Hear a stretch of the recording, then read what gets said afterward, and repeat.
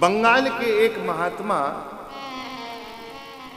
कहीं से जा रहे थे, कथा चल रही थी, उनके कान में यह सुना उन्होंने कि भागवत की कथा भगवान से मिला देती है।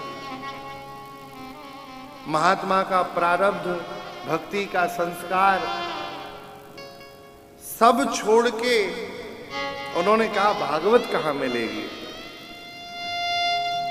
श्रीधाम वृंदावन चल पड़े। बंगाली महात्मा, हिंदी नहीं जानते थे, संस्कृत नहीं आती थी, बंगला आती थी। श्रीधाम वृंदावन आ गए। वृंदावन की भूमि की परिक्रमा करें और श्रीमद् भागवत जी की पोथी ले जाके उन्होंने एक घास की झोपड़ी बनाई यमुना के किनारे और उसमें विराजित कर दी। अब पढ़ना तो आता नहीं था कि इस पोथी को पढ़ पाते। ये विश्वास था कि भागवत और श्री कृष्ण एक ही हैं, भागवत श्री कृष्ण से मिला देंगे। नित्य वृंदावन की परिक्रमा करना और श्रीधाम वृंदावन की परिक्रमा में जो भी पल्लवित पुष्पित वृक्ष हैं उनसे चुन चुनकर पुष्पों का संचय करना और संचित पुष्पों से भागवत का अर्चन करना, भागवत पे चढ़ाना। रोते रहते, पुष्प चढ़ाते रहते। ऐसा करते करते उन्हें 12 वर्ष हो गए। बंगाली बाबा प्रसिद्ध हो गए। करते रहे। हमने संतों से सुना है, एक दिन देव प्रबोधिनी एकादशी की तिथि थी।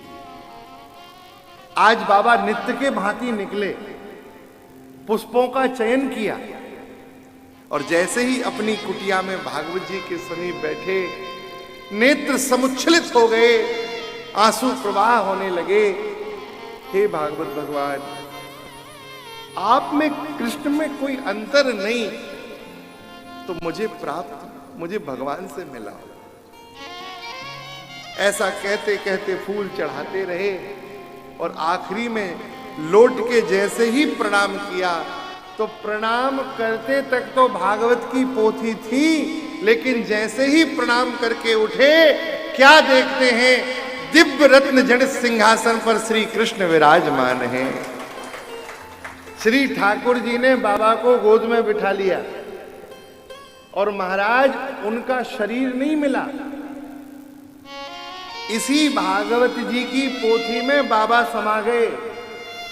अब वैज्ञानिक बुद्धि वाले लोग कहेंगे ऐसा हो ही नहीं सकता है, किसी किताब में कोई आदमी कैसे चला जाएगा।